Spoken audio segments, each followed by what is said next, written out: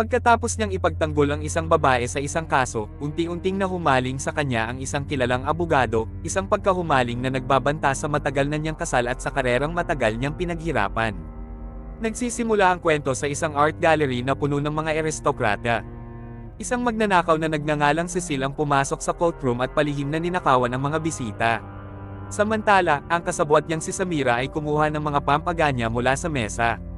Ngunit nagulat siya nang mahuli siya ng usher ng gallery, kaya't pinagsabihan siya nito na agad umagaw ng atensyon ng mga tao sa paligid. Dahil ligtas ng hawak ni Cecil ang mga ninakaw, agad niyang ipinagtanggol si Samira mula sa usher at isinama ito palabas. Hindi nagtagal, umalis din mula sa art exhibit ng kanyang asawa ang isang kilalang abogado na si Mike dahil sa pagod.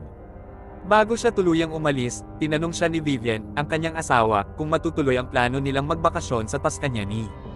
Kumpirmado ni Mike, at inakalang makakatulong ito upang mapatatag pa ang kanilang pagsasama.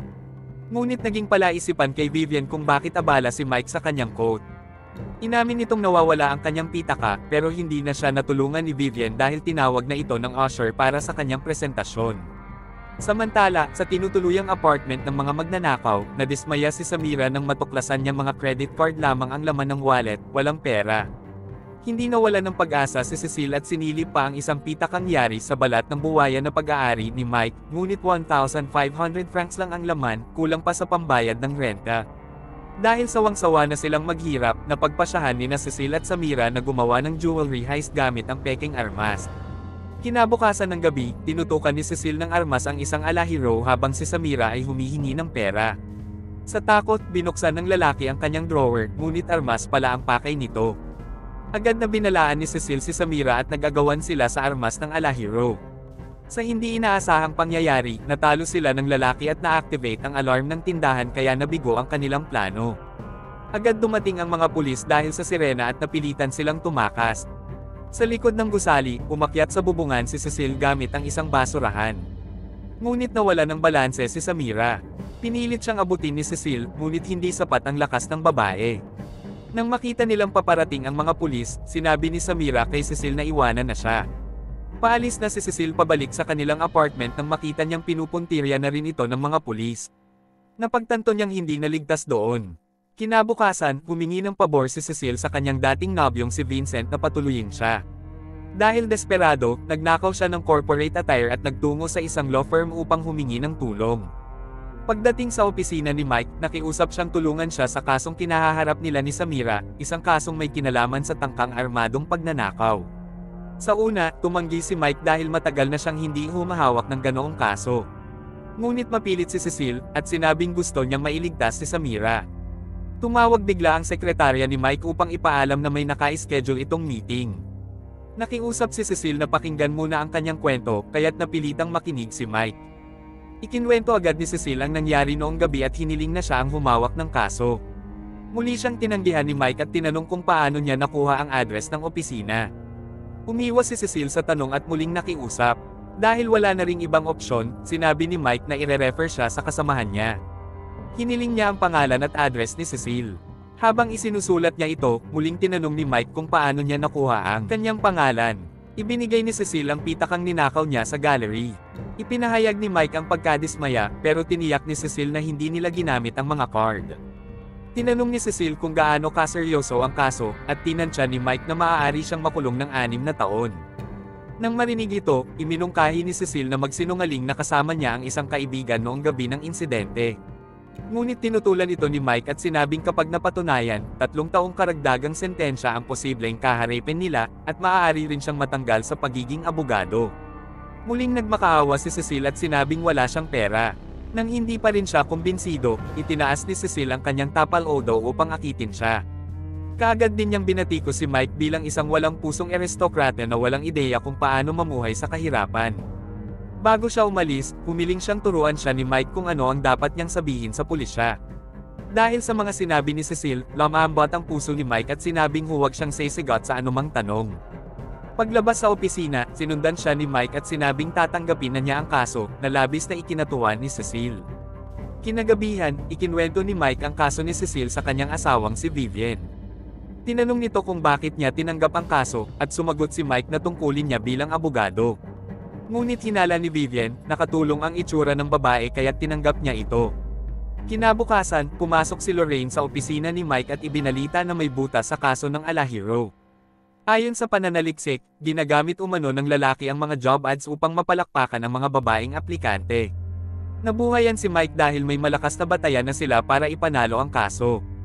Dinaglaon, sa opisina ni Judge Manny, tinanong si Mike kung kailan niya gustong itakda ang unang pagdinig. Ngunit tila wala sa sarili si Mike dahil sa presensya ni Cecile.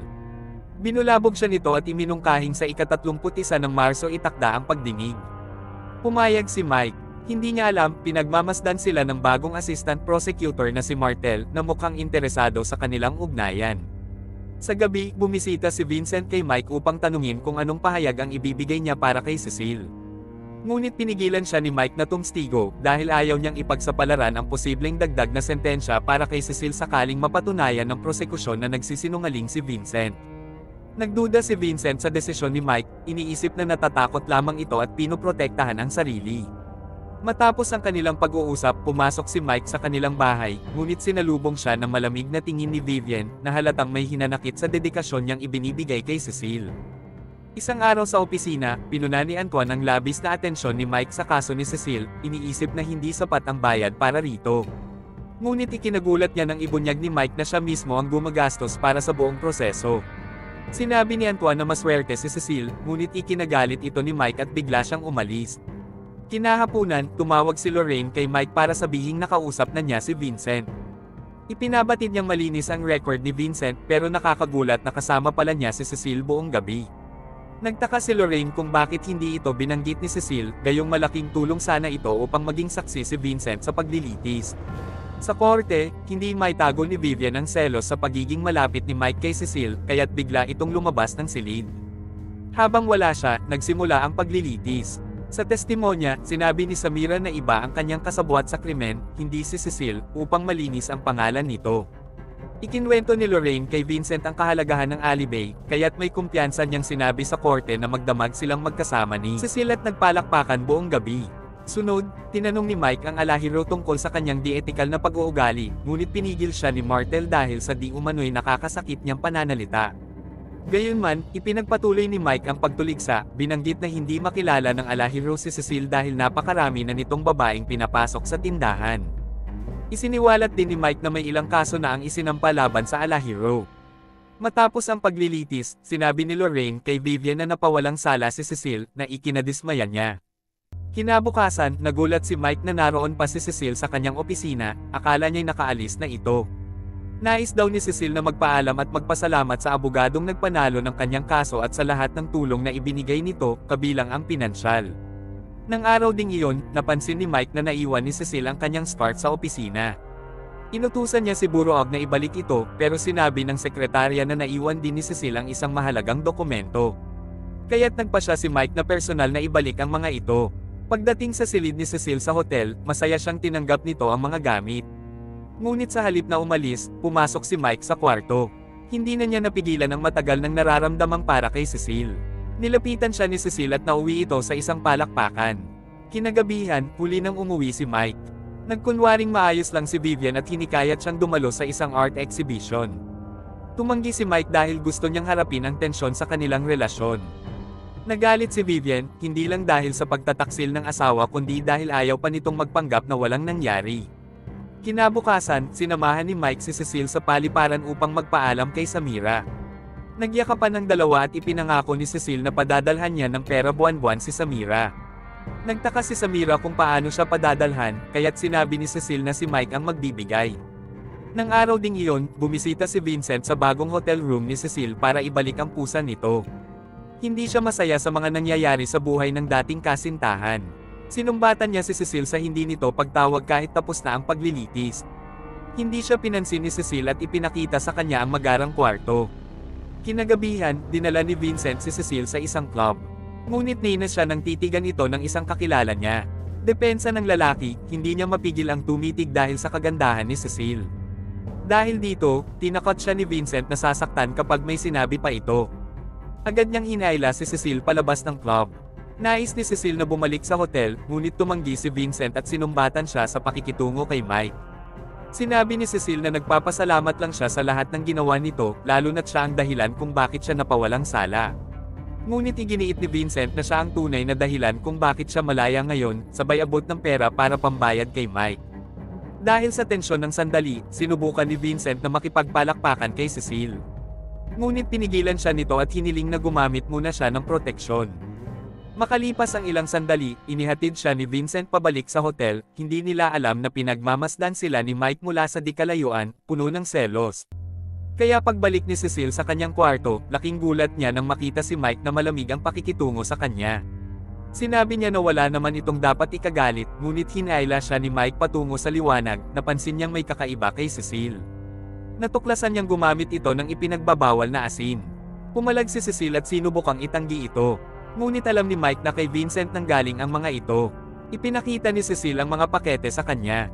Dahil sa galit, kinuha ni Mike ang mga ito at itinapon sa inidoro, dahilan upang umalma si Cecile. Gayunpaman, binalaan siya ni Mike na maaari siyang makulong ng 1 taon kung mahuli siya. Wala nang interes na manatili pa sa piling niya, nilisan siya ni Mike. Ngunit nakiusap si Cecile na huwag siyang iwan dahil nawawala na siya sa landas at kailangan niya si Mike. Sinubukan siyang balewalain ni Mike kaya ginamit ni Cecile ang tukso, isang bagay na hindi niya nakayang labanan. Kinabukasan, walang pag-aalinlangang ipinaalam ni Mike kay Vivian na ililipat niya ng tirahan si Cecile para mawalay ito kay Vincent. Inamin niyang hindi marangal ang kanyang ginagawa pero wala na siyang pakialam. Sa pagkatalo, sinabihan siya ni Vivian na wala na siya sa katinoan. Samantala, nagtungo si Vincent sa hotel kung saan nakatira si Cecile, ngunit sinabi ng usher na wala na siya roon. Sa kanyang pinagtatrabahuhan, dumalaw si Martel kay Vincent at hinarap siya tungkol sa tangkanyang pagbili ng bar mula sa kanilang amo. Mariing itinanggi ito ni Vincent dahil wala raw siyang sapat na pera. Ngunit nasilip ni Martel ang kasinungalingan, alam niyang kumikita si Vincent sa pagbebenta ng ipinagbabawal na asin. Dahil dito, nakaramdam ng banta si Vincent at pumayag makipag-usap.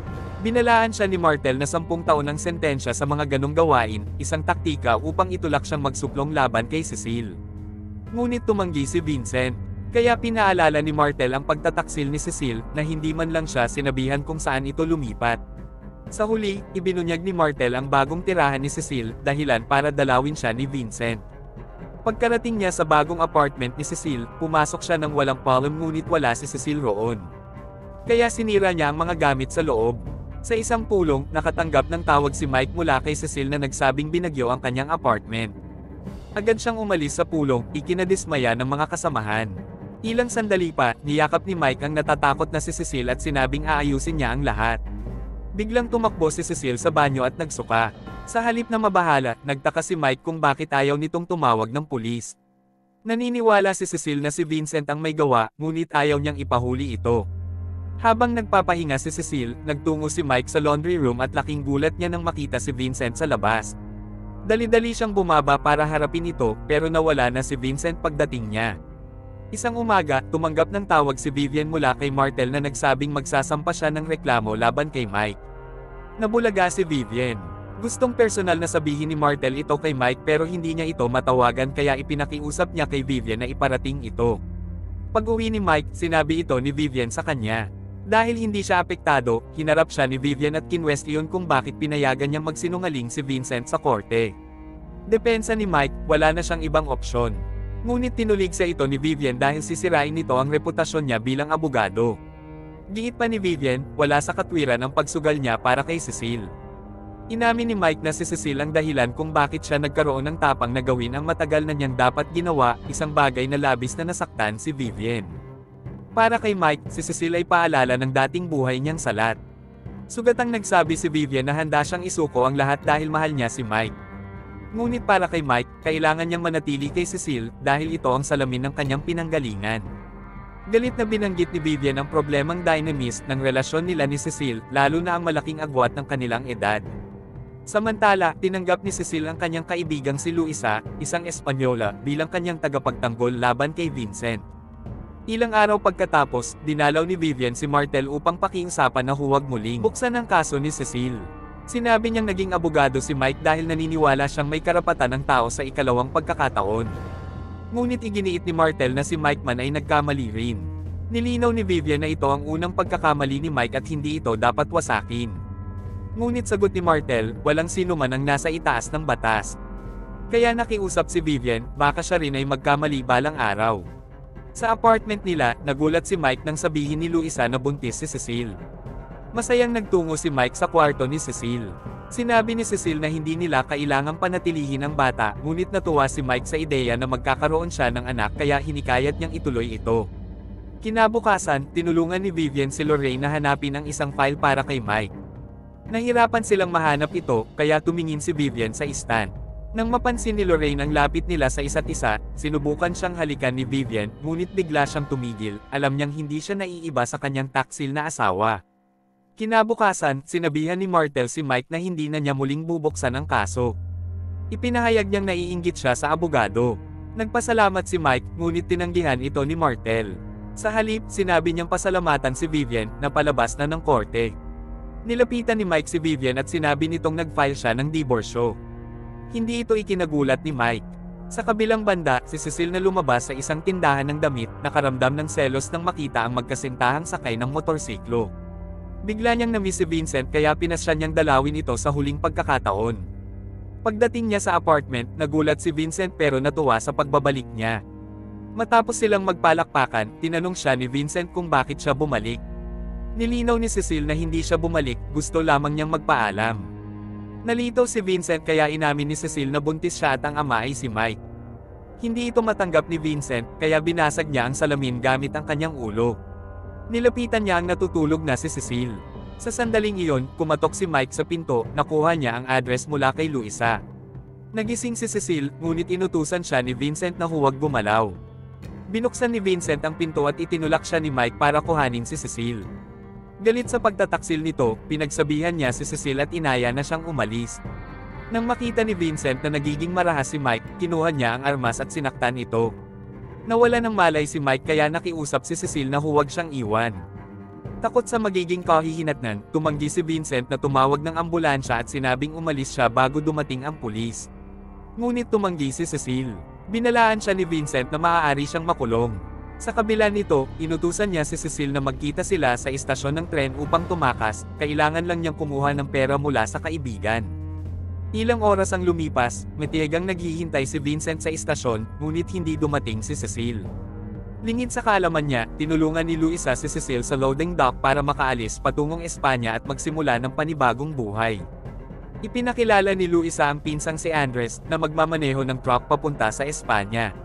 Makalipas ang ilang panahon, gumaling si Mike mula sa sugat ngunit nawala na ang komunikasyon nila ni Cecile. Nais niyang balikan si Vivian at sinubukang tawagan ito, ngunit hindi niya ito makontak kaya nagtungo siya sa bahay. Kinabukasan, hinarap niya si Lily, ang kanilang kasambahay, at nakiusap na sabihin sa kanya kung nasaan si Vivian. Sinabi nitong aalis si Vivian patungong Tuscany pagkatapos ng unveiling ng kanyang sculpture sa Petit Ping ngayong gabi.